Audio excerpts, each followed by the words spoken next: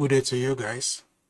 My name is Crypto Kid, and it is time we dive into the series of supply and demand. I promised to bring this very week, and today is Saturday, the last day of the week. But not the last day of the week when when trading, right? And Sunday is usually the last day. So today we start with a series of supply and demand. I don't want this series to be, I don't want the videos to be too long, so you can easily comprehend. It's a series because I will be dividing them into multiple videos, which should be shot over time.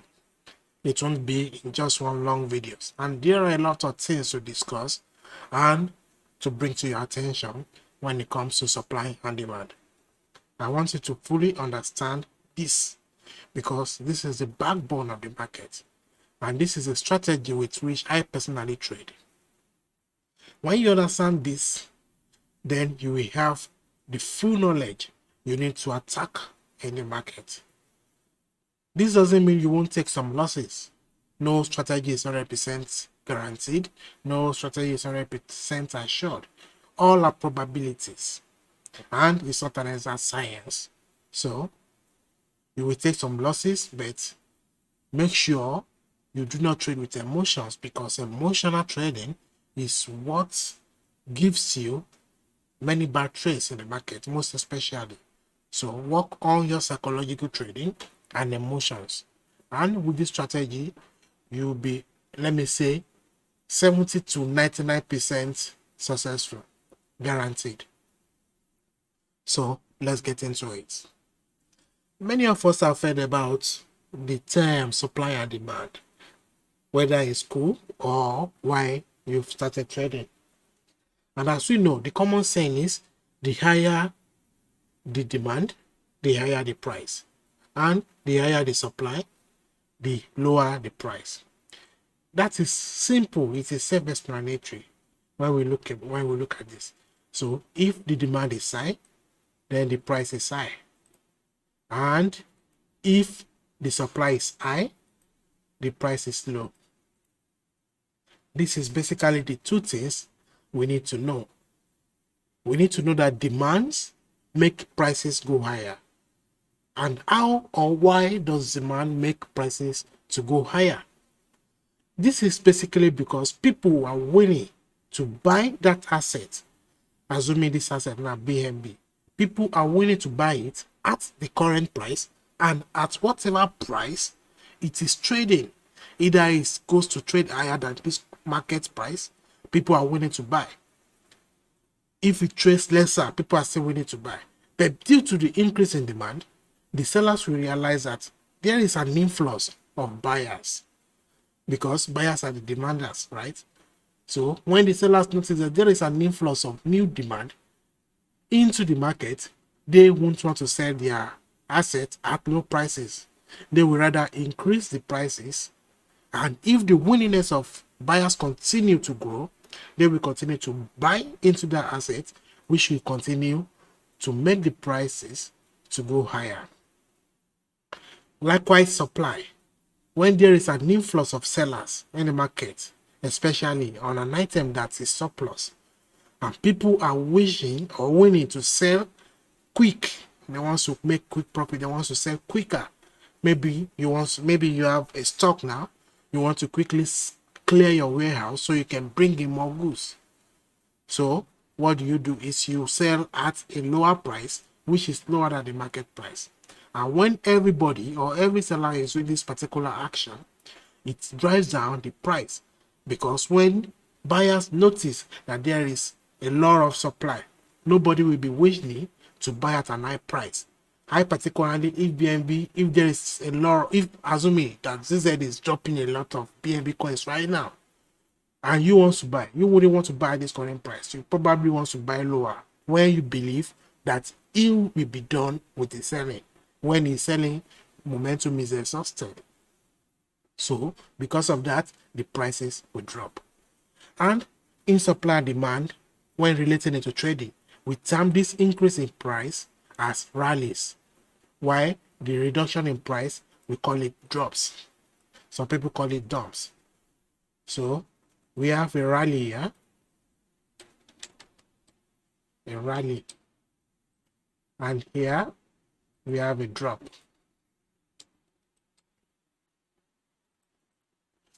So there is an action that must have led to the rally to have occurred, or there is an action that must have led to the drop. I know I have said that it is demand, yes, and there are two types of demand. I want us to be curious when we are doing this course. I want us to ask deep questions, ask ourselves why something is the way it is. If you do not ask yourself some kind of logical questions, you won't be able to grasp the essence of this lesson. So, yes, demand has come into the market and the demand is quite high. So it made the prices to rally as sellers realized that demand was coming into the market. So what is that type of demand? The demand is that people are willing to buy. Yes, but what drove their interest to buy these assets? Something must drive an interest. Something must drive your interest to buy a coin. Azumi, Binance is listing a coin tomorrow. And you believe that once that coin is listed on Binance, it's going to do at least minimum of 100% price change in a positive. What do you think you will do? The imagination of making an 100% growth in some few minutes is alone enough to drive your interest to find that coin and buy it on another exchange, then transfer it to Binance to sell once the pump has happened. So something is driving your interest, and that thing that is driving your interest is creating a demand in you for you to demand for that coin at whatever selling price it is selling at this particular moment, for you to buy it and then transfer it because you believe it will grow even 100 times much more than whatever amount you have bought it when it gets finally listed on Binance. That means something has pushed your interest, and the thing that has pushed your interest is the likely growth you are foreseeing. So what is pushing the price to rally? What is pushing the demand? What is behind the buyers? What is pushing their interest to buy at this particular point before the market rallies? And that is where we come to the type of demands. And the type of demands that I will analyze is just two types. Everything I say about demand is inverse to supply, because supply is just the opposite of demand. So the two types of demand that I will highlight is genuine demand. It's genuine demand, which is this can be due to rising interest in an asset, or economical factors, or medias can even cause an interest. They can drive interest as well. And then the second one I will realize is lack of liquidity. As we know, most liquidity means money, right? As in availability of funds on an exchange. So this, when I say genuine demand, it means there is a genuine demand as an influx of new money. Okay, let me write it like that. Rising interest or influx.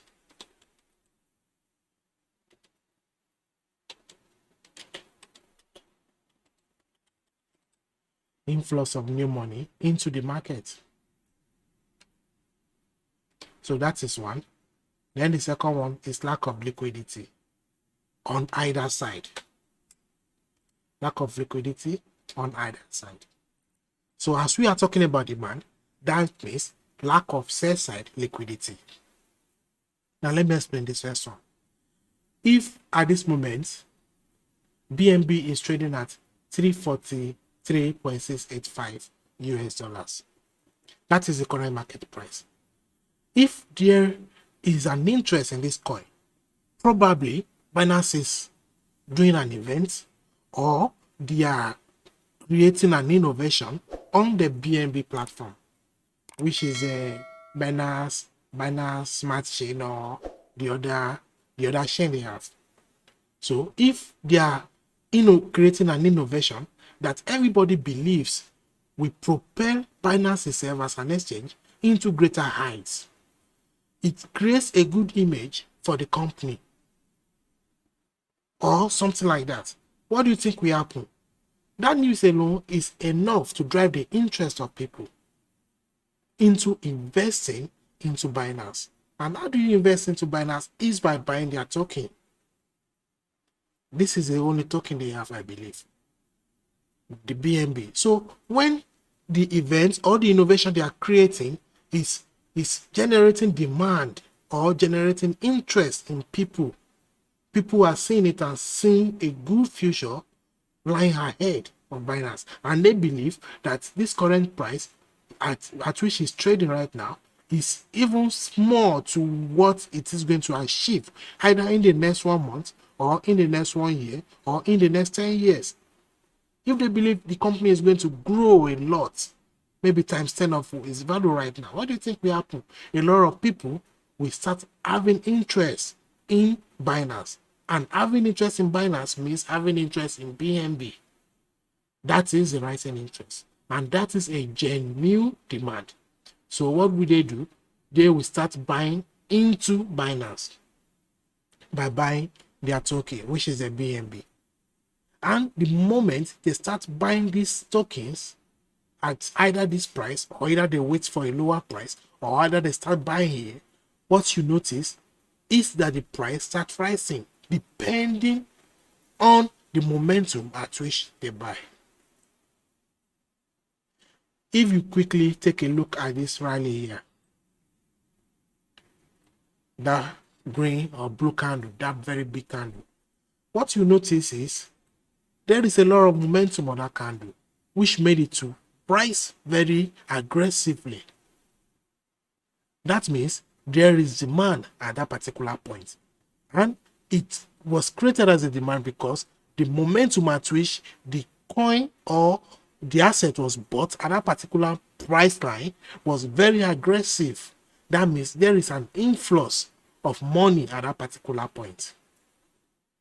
So when you have a genuine demand and interest are rising among the people and they are buying into a coin, you expect the coin to rise in value because the higher the demand, the higher the price. So when they buy aggressively, you notice aggressive increase in price. And when they buy slowly, you notice slow movement in price till anywhere it's going to go and it continues to grow. You might have some pullbacks, which is normal and it is organic. And there is reason for that pullback to happen. I will also talk about that in this series. So now that is the point one, which can make prices to rise in the market. Inverse of this is true for supply. And inverse of this, we have genuine supply. Like when you have items, if normally as at this point, you have like 100 pieces of an item selling at $343 each. And then the next day, there is excess of that product. Assuming you have 100, right? Then assuming 1,000 pieces of that item comes into the market. What do you think will happen? If there is no demand to match that supply, the prices of those items will crash.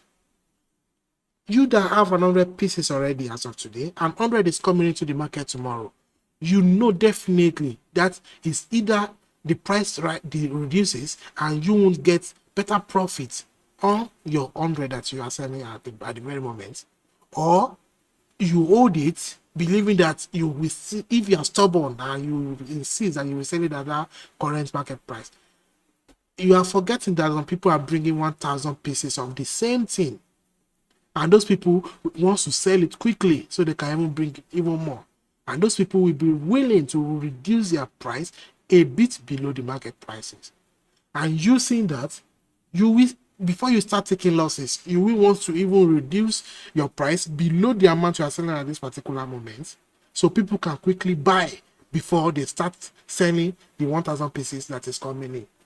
So excess supply leads to reduction in prices. And that one, it can still be rising interest, but then let's just say rising supply. It's also genuine supply or rising supply and influx of new assets, even if it's not news, but influx of excess assets into the market. That is true for supply. So once you see the influx of, if the momentum at which they drop the prices is fast, it's aggressive, you see sharp dump in the market. But if they are dropping it slow, like when somebody market sold maybe $100 billion in the Bitcoin market, you see a flash crash, a very fast one. But if they sell it small, bit by bit, then you see some little drop, maybe a bit rising again, then another drop. You see steady bleeding. You do not see sharp bleeding. So it depends on the momentum at which they drop. Now the second part is lack of liquidity. When we talk about lack of liquidity, something happened in Nigeria recently where the northerners refused to bring food items or foodstuffs to the southern market due to one issue or the other. The issue that led to that is not a problem, but the action, what happened, is what we want to talk about. Lack of liquidity. So when the northerners refused to bring foodstuff to the southern market, we noticed that there was scarcity in the supply of foodstuff in the southern market because supply wasn't coming in. So the little supply they had, there was demand for it, and there was even higher demand than the supply can meet. And what do you think will happen when there is higher demand than supply? The sellers will increase their prices, and so prices of those items skyrocketed in the southern market because there was huge demand and there was little supply. That is lack of sell side liquidity. When there is little item to be sold and the demand is either the same as it is or it has increased, but as per this, the demand didn't increase, which there is no new interest or there is no new influx of money. The demand didn't increase, the demand remained the same, but then the items became smaller to meet the demand. So there is a bigger demand than supply. And when that happens, price will increase because it has led to what we know as higher demand than supply. And it is something we call supply and demand imbalance. An imbalance has happened. We will be able to recognize a point of supply and demand balance on the chart, and we will be able to recognize or identify when there is higher demand than supply. And also, we will be able to identify when there is higher supply than demand. And then, talking about my example of Nigeria, and then what happened in the northern market? Actually, demand were meeting supply. There was demand, there was supply, average, everything was average, and market was going on smoothly. Then, what happened? All of a sudden, there became an excess supply in the northern market. And what happened as a result of this? There were excess everywhere, tomatoes and everything. Excess. And what used to sell for, let's say, maybe 40,000 in the northern market, it started selling for 5,000. Because the demand was there, right? The average demand was there. The average supply was also there, where supply was meeting demand. But then there came an excess supply. A lot of supply. Bigger than the demand.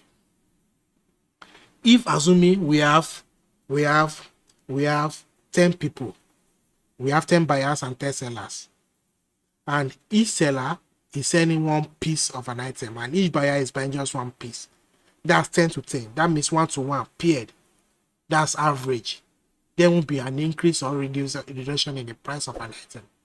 But then when one buyer requires just one item, and then each seller is selling, assuming each seller is selling 10 now instead of 1, because assuming one seller can only sell to one buyer, and one buyer can only buy one item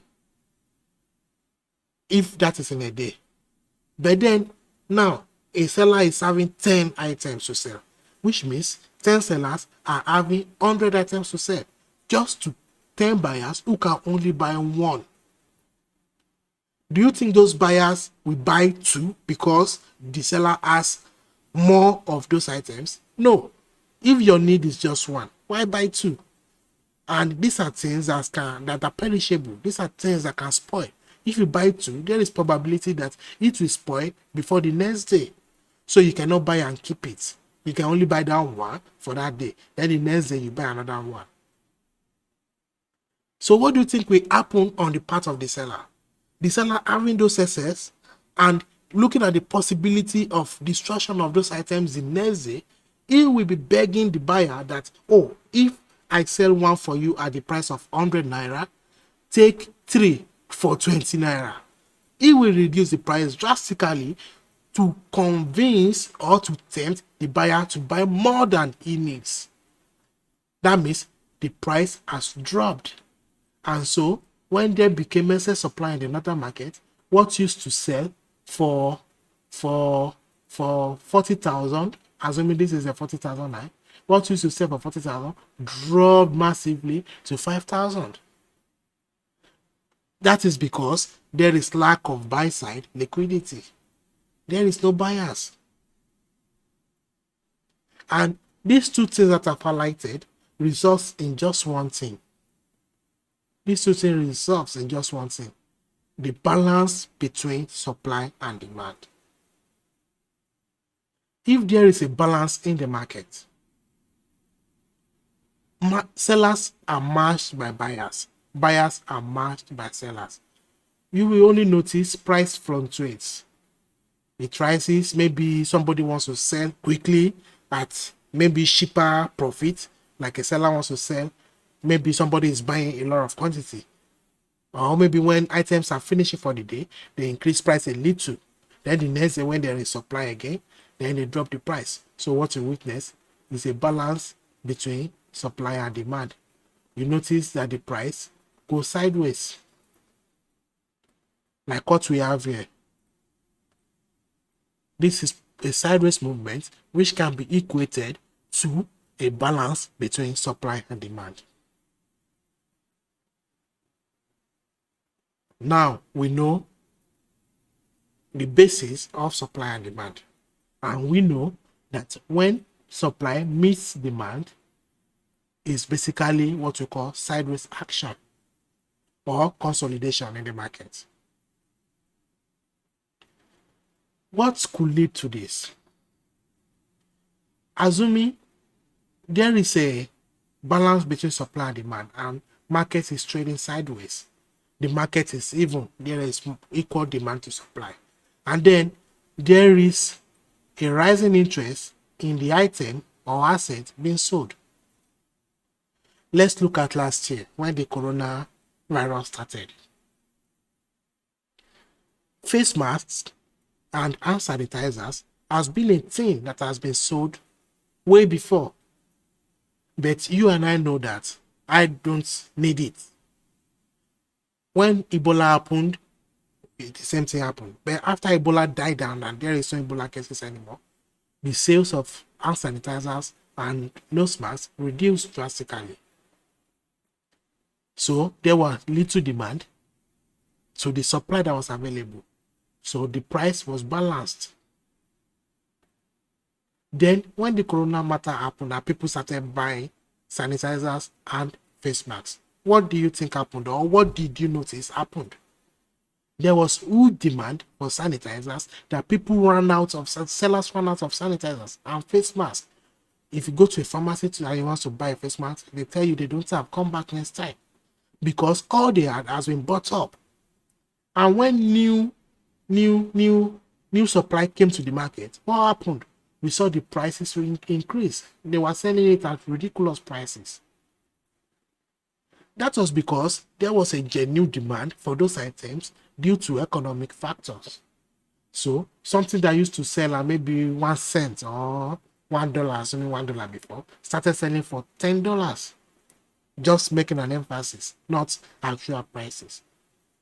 So what used to sell for that amount started selling as ridiculous prices, and we saw an increase in the market. And that increase in demand, which was due to interest and influx of demand into the market, created a lack of liquidity on the sell side, which means there was lack of supply. The supply available could not meet the demand that was coming into the market. And when new items came, the prices were increased. If you want to buy, buy. If you don't want to buy, don't buy. That became the idea.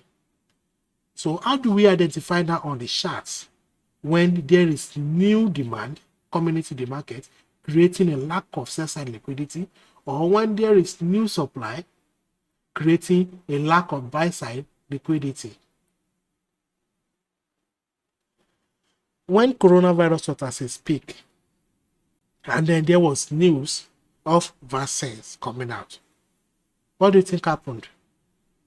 Some people had bought hundreds of containers of nose masks that they wanted to sell at those ridiculous prices. But then everything started becoming normal. We started getting used to coronavirus as a daily, day-to-day disease. And then the news of the vaccination came out. People who has bought hundreds of containers, what do you think happens to their assets? Then we started trying to sell before people notice that there is a vaccine, and before people notice that the prices are dropping.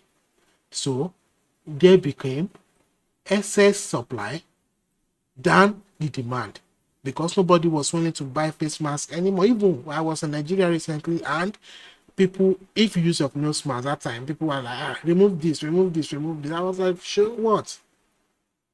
So people now uses less face masks, and even people don't even care about hand sanitizers like it used to be. So there came excess supply to the demand that are buying, and the prices dropped back to probably what it used to be and even lesser. Now, our interest, knowing this, that when we have lack of sell-side liquidity, either due to interest or influx of new money, and demand came into the market, we see a rise in price, either a slow rise or a huge rise. Likewise, when there is excess supply, either we see a little by little supply as a reduction in price, or we see massive reduction in prices. How do we then identify these moves on the chart? That is the lesson. Now we already know that sideways actions is an example. This is an example of sideways actions, which is a balance between supply and demand. And then when this action happened, what do you think has happened? That means demand has come into the market. At first, if you notice this very candle and this candle, they are smaller compared to this last one. That means even further demand came at this particular candle here. And when price came back here, what did we see? We saw a buyback.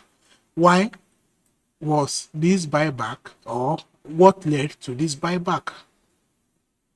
All those things are what we are going to consider. So now there are two ways at which people can identify easy identification of supply and demand zones. There are two ways, and that is what the pros or the gurus will teach you as rally-based rally and drop-based drop. Not just that, there are two types for demand. Let me write it on the screen. So for demand, you have the rally-based rally,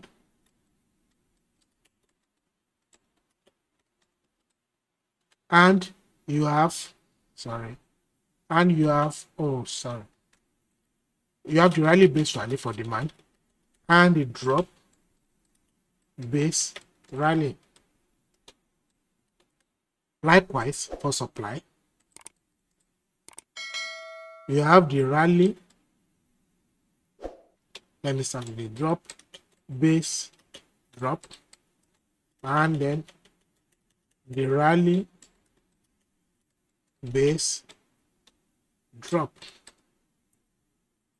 Two types each.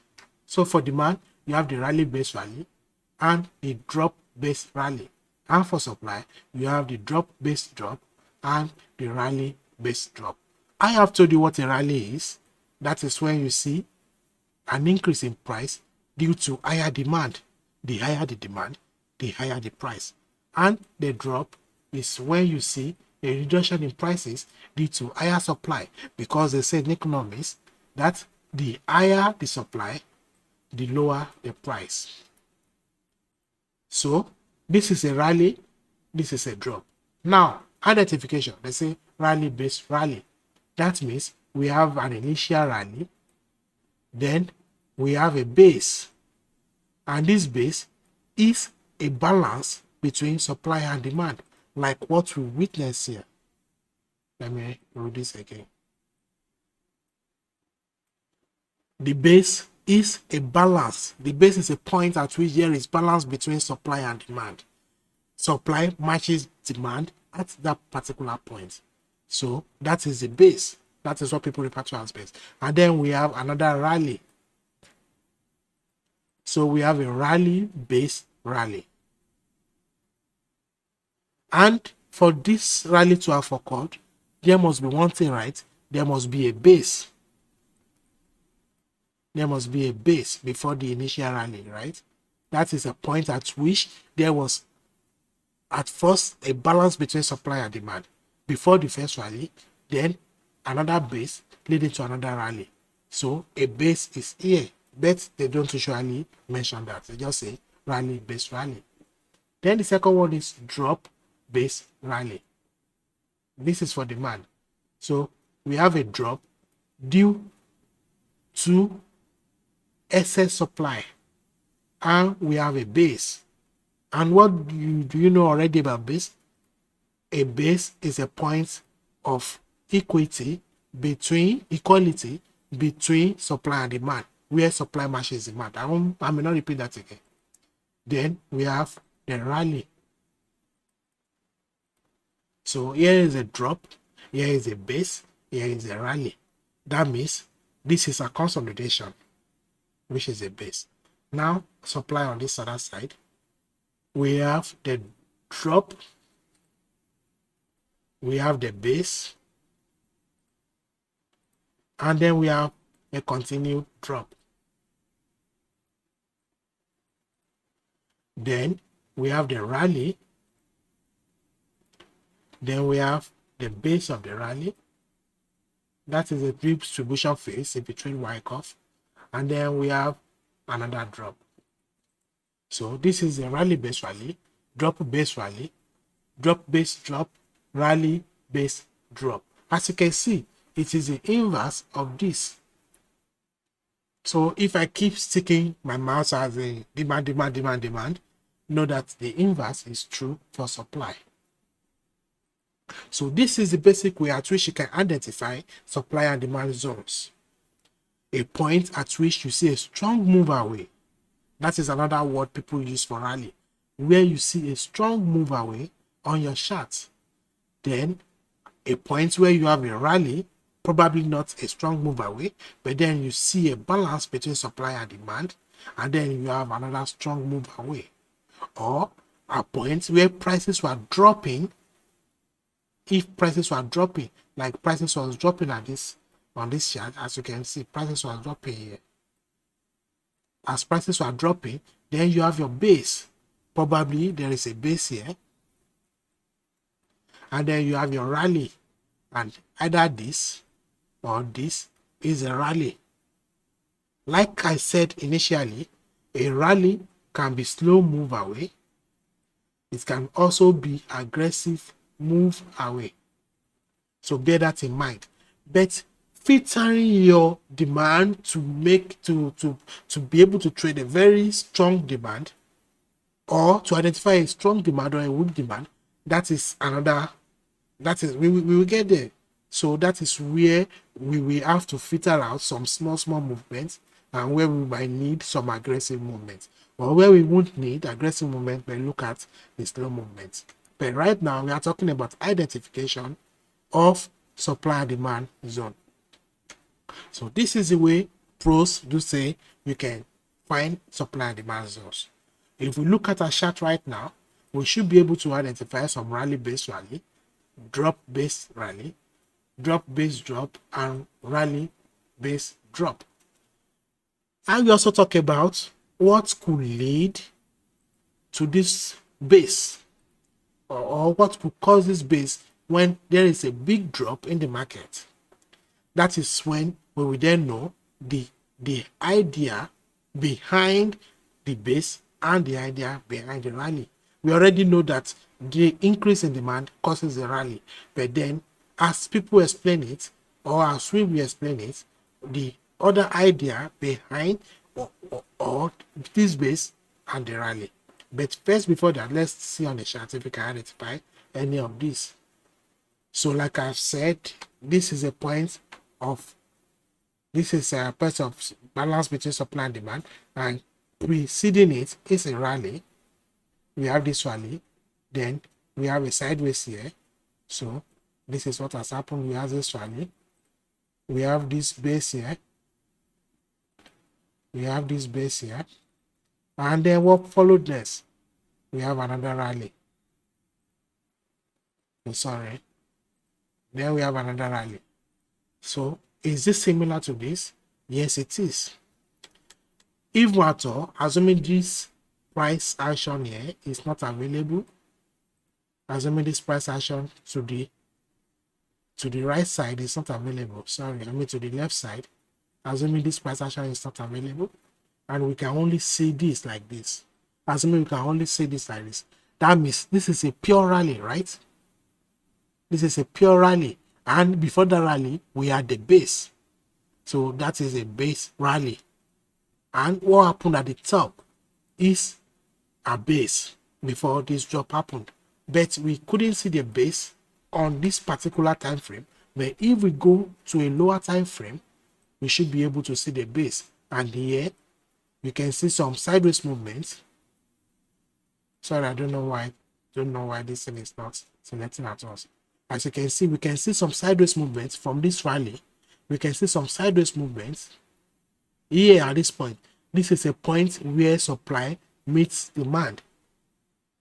Like I have told you why prices might fluctuate, but for prices not to be able to hold higher or rally even far above, but then keeps coming sideways, that shows that there is a balance between supply and demand. And then what happened after all? We saw prices coming lower aggressively, but it got bought back, because this was also another point of supply and demand balance. If we look at these two candles, we have a rally here, then we have a small base where we didn't see continued rally. After this small base, then we saw another rally on this candle here. So that is another rally, base rally. And if you look at another big contest here, we have this rally, we have this base. Sorry, I don't know, this magnet action is causing some confusion. We have this rally from this bottom, a slow rally, then we have this base. If you look at this particular candle, no candle was able to close above it, and no candle was going below it, so that's a sideways action. So we have a base here where supply meets demand, and then what happened at this particular candle? We have a close above it, so we have another continued rally. If we elongate this to the right side, what did we see when prices came back to it? It found support. And here, where we have a balance between supply and demand, only for it to crash down, which means supply has exceeded demand. When we see a balance like this, and then price rallies to the upside, that is the base. This is a rally. What could only cause a rally is when supply has been exceeded by demand, which means at this point, demand has exceeded supply. This point of this rally, demand has exceeded supply. And when we have this sideways and we have this drop, that means supply has exceeded demand. And when we rule this, on the retest of this, we saw a further crash down into previous area of balance. And then further retest of this, we saw prices keeps coming down. So we have identified a rally, base drop. I think you understand the way we're identifying this now. We have a rally here, we have a base here, we have a rally. Forget this one for now. It's also a base. We will go into details. Don't worry, this is not a one-day course. Then, after this rally, we have a base. Then we have a drop. A retest and continued drop. And after this drop, we have a small rally here. And then, a small base here, which is a point of consolidation, which is supply meeting demand. Then we have a rally here, which this rally happened to be the retest of this previous area where supply became excess. Now, the reason for this retest and the reason for the continued drop, we will talk about it. So, after that, we saw another small base and then a drop, base, rally. We are not looking at how big the move is right now. We are just looking to identify areas of supply and demand. So drop here, then this could be a base on its own, or this could be a base. Then we have this big drop, another base, another drop. Oh, sorry. Then we have a base here. We have this base where supply met demand. No candle was closing above this for a while. No candle was going below it.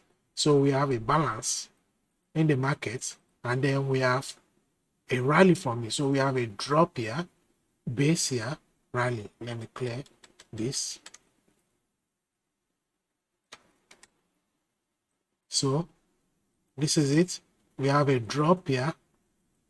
We have a base here. We have a rally here. Now you can pinpoint that this rally base rally is actually good to identify areas of supply and demand. Now, if those areas you have identified are good areas, as in strong areas, or they are weak areas, that is another topic that we will talk about. We will cover everything.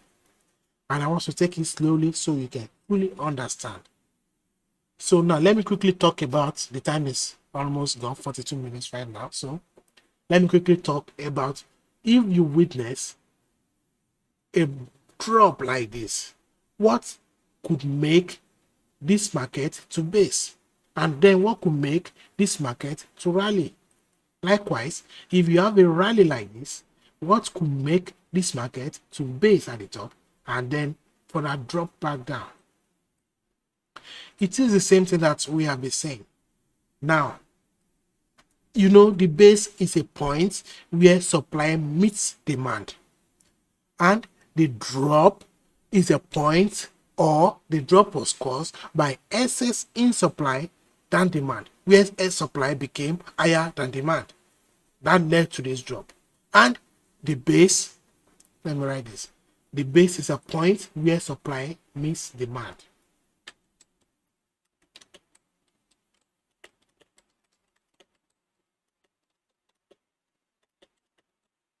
Supply and demand, SND. So the base is a point, not points, or okay, rather let's say points of balance between supply and demand. Why? The drop is where, or the origin is where supply became an excess, yeah? That is the origin. That is why you are looking for your supply demand at the origins of the moves.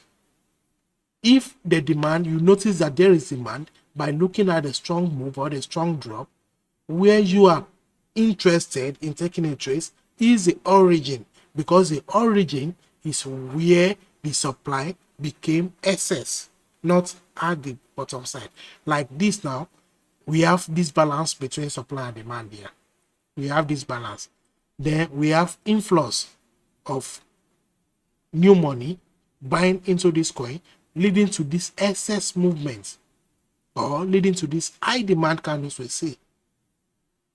That means at this particular point here, where there was previously balance, there became an higher demand. That means the demand started from this point. That is the point of interest. You do not want to say, okay, because these are big demand candles, these candles are telling you that demand is coming into the market, then you want to buy at the top here. No, that is chasing after price. That is being an aggressive trader. You are chasing after price. And that defeats the knowledge of supply and demand. We will get into it. Now, where you see a drop like this, the origin of the drop, like this place now, this is the origin of this drop, even though this is a correction. You have to apply this also to market structure to know what the market structure is doing. So you know if a top is a top or if a bottom is a bottom. So at this top where there was excess supply on a short term, that is your point of interest because that was where the supply became excess than demand, not at the bottom where you notice that there is supply coming into the market. Of course, some people at this very candle, they might buy on close of this and then enjoy this. But sometimes they will buy only for it to correct down. If you have missed this first, second one, you are buying on this third one because you notice that, wow, this is a huge candle, the rally will continue. And what did you see after? Only a drop, which might take you out or liquidate you. So you do not want to buy at the tip when you notice that there is demand coming into the market, but you want to go back to the origin of that demand. We will get to the reasons. So here I was saying, if there is a drop like this, a big drop, what could make it base out? And if there is a rally like this, what could make it base out? Let me see if I can get some previous. Okay, look at this point. Here we have this big drop. And then we have a base here. Then we have this rally. So obviously you have seen a drop base rally. That means the origin of where the demand came, where the demand became higher than the demand, which is this first candle. That means the base is your demand zone. Fine. Now, when there is huge sell-off on the market leading to this huge drop or this huge drop. Okay, fine. See another thing I've just noticed before I continue. This is a drop. This is a base. And this is a further drop. That is a drop base drop. I don't think we have seen that in the market already. So that is a drop base drop. And as you can see, at this particular point, it failed because prices went above it. We will get into all of that. So if you see a big drop like this, coming down like this, and then it based and then rallied, what made the price to base? That is another question I want us to ask ourselves. This was caused by excess supply coming into the market. Excess supply that is higher than the demand coming into the market. And as we can see, there was huge demand coming all through from this point. Then at this point, it was met by equal amounts of supply and then overpowered by excess supply. Which means at this point, there was excess supply already waiting and big enough, bigger than the demand that was coming into the market. And for it to be bigger than the demand coming into the market, it is ready to push the price back down. And that is what we saw. And the moment the prices were crashing, what could make this market to base at this particular point? It's like when a funny knife is when a funny knife is funny, or when a knife is funny, and you know a knife is dangerous to catch, but then somebody is able to hold it. What does that mean? That means the person is powerful enough to hold it without getting hurt. And that is the same thing that is happening here. When you see a big supply coming into the market and the prices are dropping, for it to be able to pause and base in the market means it has met an equal amount of demand.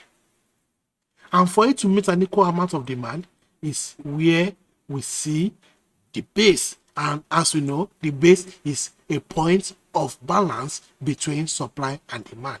So the amount of supply coming into the market at this point was met by an equal amount of demand. Then we started seeing a sideways movement. And the moment the prices started rising,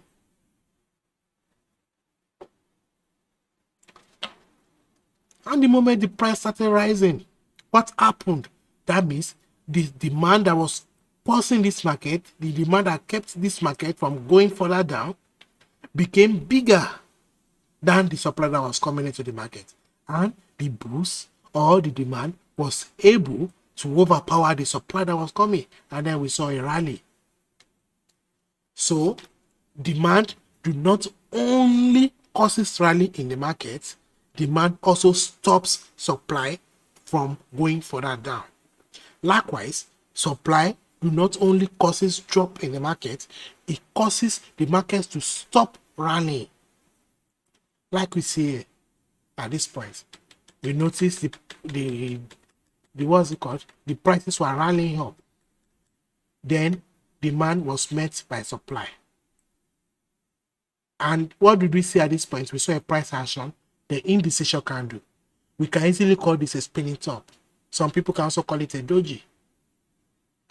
That means an indecision came into the market. The bulls are not sure whether to continue buy, and the bears are not sure whether to go down at that particular moment. But one thing was certain: the bulls are meeting the demands. The bears were meeting the demands of the bulls. The bulls were coming, kata kata kata kata, and then the bears were there, bagada. They were ready. They are not moving anywhere. They are ready. So they couldn't decide, or the battle became even. And on the next point, the supply became excess, which means the bears were able to overpower the bulls. It's either you interpret it with economical way, which is supply and demand, or we interpret it as a battleground, which is bulls and bears.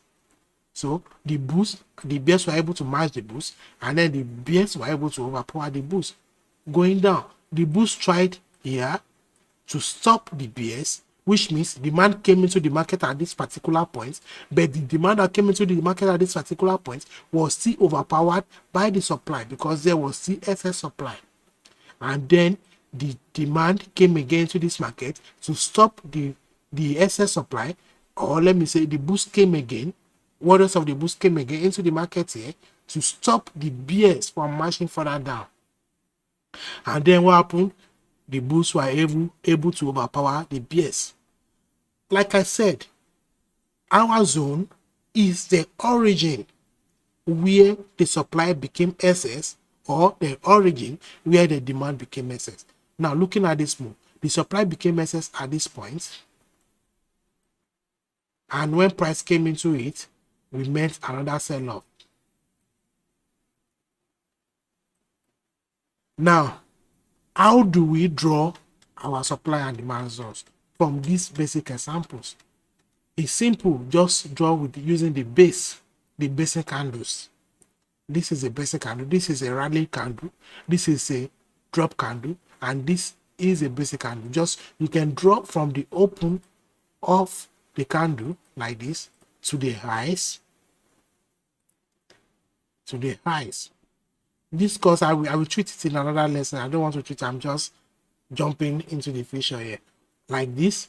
Or some people also can do this, use the wicks only. So this, the team term this as a supply from here, and when it came here we have a little drop, then when it came here we had another continuous drop. So some people can start from the open of the candle like this to the highs for supply, while some people can start from the wick. Likewise here, some people can use the basic candles, and if you look at this particular area, this is a dropping candle, and this is the first candle bigger than these two basic candles. Also, some people will also classify this as part of the basic candles and take this as the first bullish candle.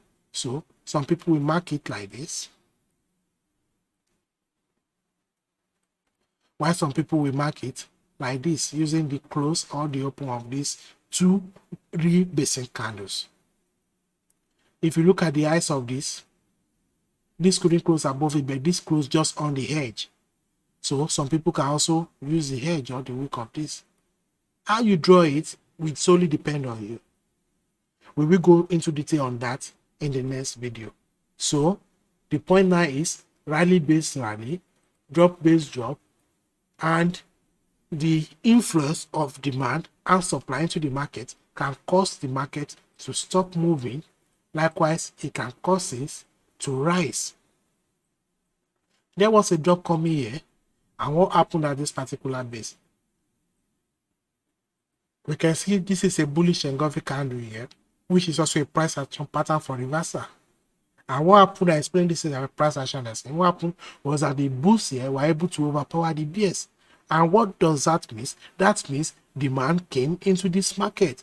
It first stopped the market from going lower, and then it overpowered the supply that was coming to cause the rally. So if price comes back into this point where demand was overpowering the supply, what do you expect to happen? You expect it to come up and retest like this.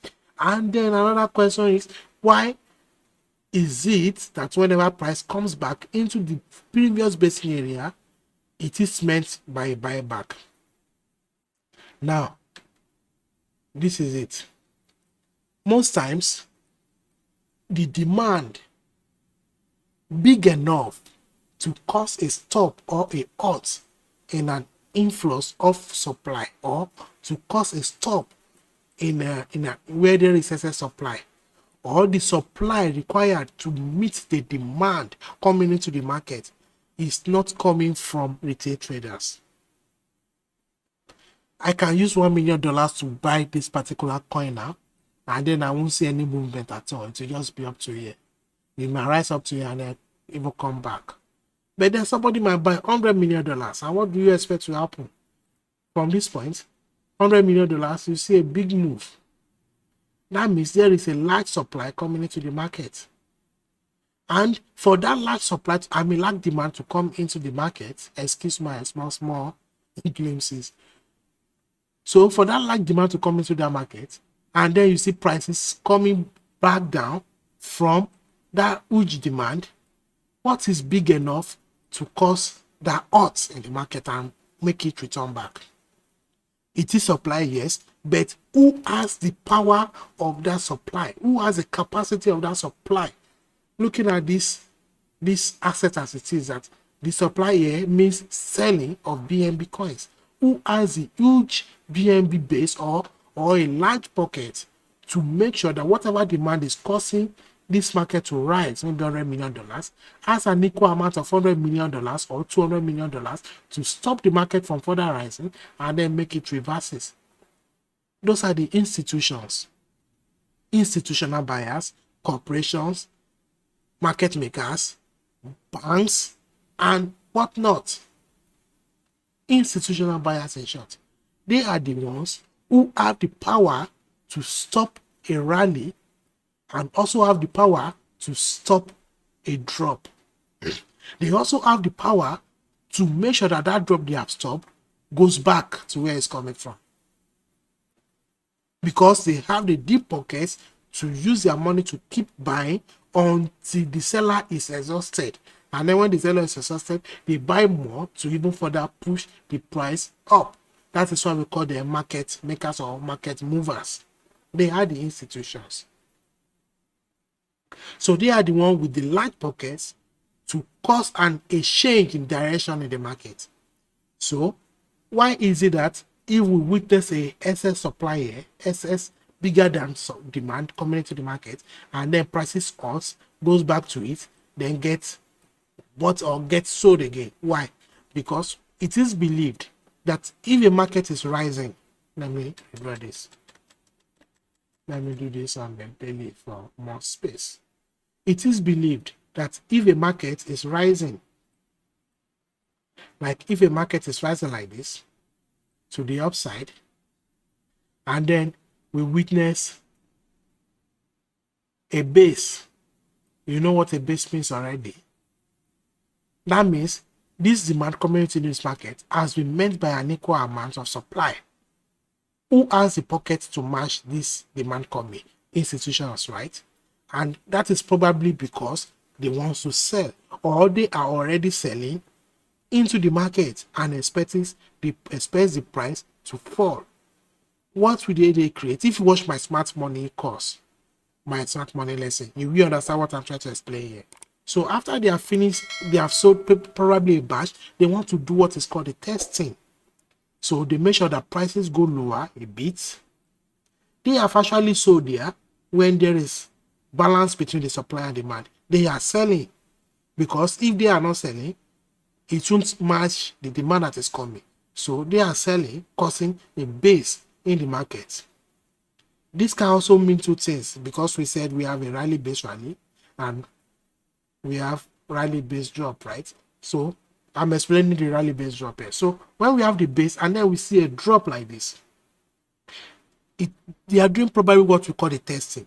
They want to test to see if there is higher people or big people who are willing to buy this market at this point. They are watching. So if the little drop that they make here causes the market to rise aggressively, they believe the buyers are not yet exhausted, that the bulls still have momentum, and this leads to market structure or rally based rally, right? So that is the testing they want to see. But if the momentum at which this asset is being bought at this point is not huge enough to cause a shift in the market structure, which they have created by basing here, then they want to make sure that the price returns to a previous area where they are previously sold. That means they have sold here probably because they have large pockets. They cannot sell everything once. If not, the market will collapse. So they are probably sold maybe 10% of what they want to sell. If they have $1 billion to sell at this point, probably at this point, they have sold 50 million or 100 million, which is like 10% of what they want to sell. They can sell everything at once and then expect the market to go down, because if they do not test and then buyers are still very aggressive and then buy, if they sell everything 1 billion a year and prices is rising without testing to see if there are still huge momentums of buyer, if the buyers are not selling at all, buyers can buy everything up and then they will be in loss. They do not want to be in loss, so they will do the testing. Uses an amount to make sure that the price goes down. And when this happens, FOMO traders, breakout traders, they will also be shorting this market, but then they will also make sure that this price comes back to this area where they have previously bought, because they want to sell, because they want to sell close to each other. They do not want to sell at this point, they come and sell at this bottom place. No, their average price won't be rewarding to them. So they want to sell very close to each other, maybe sell here, and then sell a bit above. So when they make sure that the price comes back for testing and then the little boost that are remaining keeps buying, if the momentum for buy is not up to expectation, they believe that the moves are exhausted, then they allow them to come. And then what do you think will happen when price return here? Here now has become a point of resistance at which traders are seeing. Traders are seeing a point of resistance here. Let me make this clear now. So here price has come like this and it's coming back. People are seeing this point now as a point of resistance, or this point where it was currently be seen as a support, broken, and then they are seeing it as resistance. So traders like us now are placing our short orders here, expecting the price to come and fill it in hopes of going back down. But then the institutions, they need buy orders to sell to.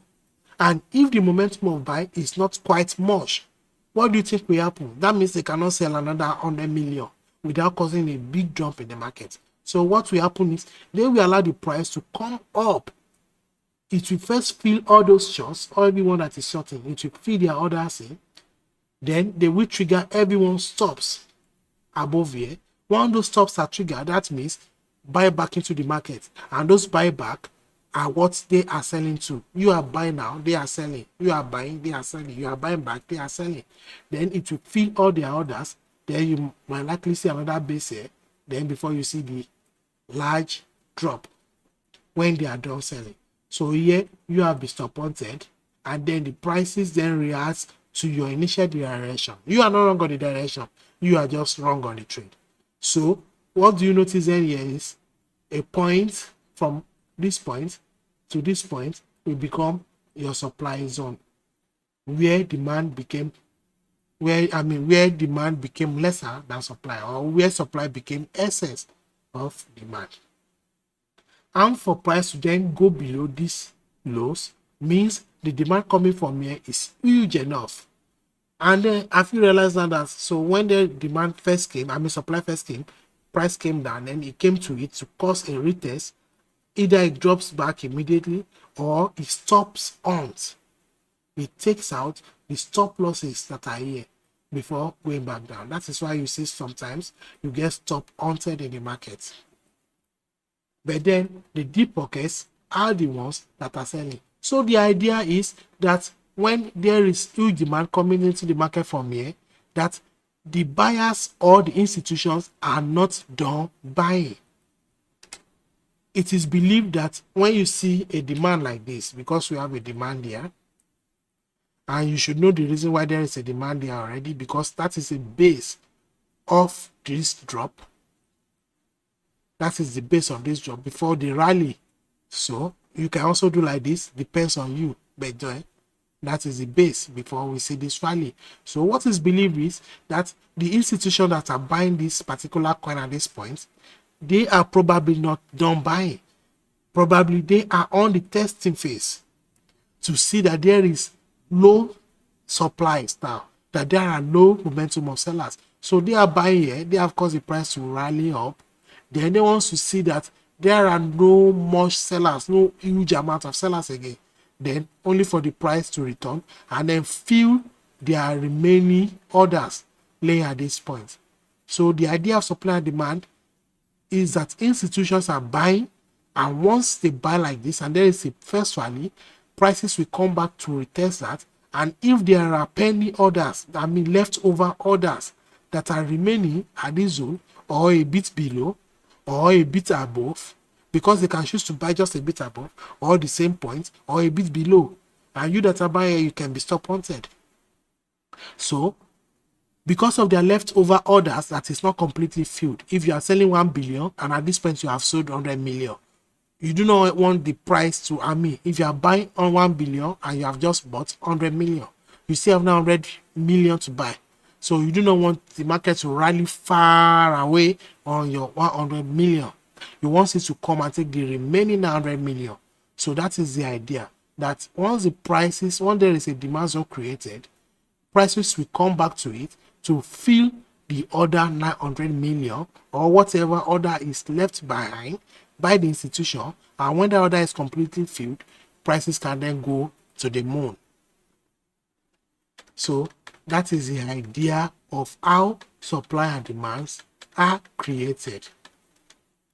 I believe now I'll be able to explain how supply and demand are created to you. Now, another thing is how we can really identify which base to go with and which base to not go with. There are several ways to identify the base, but then that will be in the next class. So there will be a webinar today, Saturday, the 3rd of April, and that the time is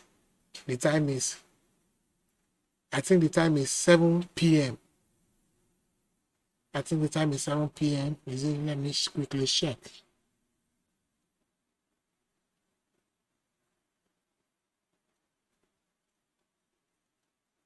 Okay, the time is 8 p.m. West African time, which is 7 p.m. GMT.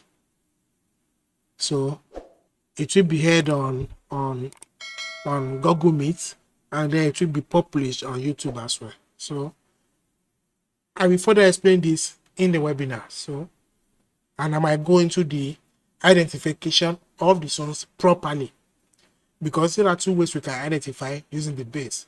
Anything can form a base. How to identify a strong base, how to identify a weak base. We will go into that in the next video. But if you are able to join the webinar today, then you may even be able to get more further explanation on what is happening with supply and demand. So with this intro, I believe you have been able to understand why supply zones and demand zones get created and how they react in the market. So in the next class, we will go into proper identification of zones. Right now is creation that we have done. Also, I have some materials that I have made for myself that I will be publishing sometimes during this class. So I will publish it to serve as guide to you guys so you can easily look at it and remember what we have talked about. So I made them myself, and they are like 5 images or 6, and I've made an indicator to also identify supply zones that I will take, because it is not all the supply zones that I will take, it is not all the demand zones that I will take, due to what I am looking for, either with the supply or with the price action. So the indicator also, I will make it available to anybody who is interested to use it on TradingView by invite only. So you have to follow me on TradingView and then request for the indicator. It will be permitted, then you'll be able to use it. But then that will not be until we have gone into identification of proper zones and then how we can trade the zones. So this is it for now, guys. The time is fast spent, but then I believe we are done with creation of supply and demand zones. So the next class will be identification, proper identification. I've even gone a bit far into the identification of zones here, but then we will go into proper identification of demand zones, strong and weak demand zones, what constitutes a demand zone to be valid, what constitutes a demand zone to be weak.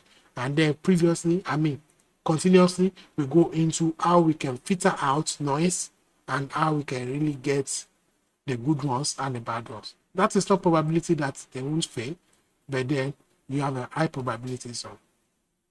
My name is CryptoKib again. Thank you for watching.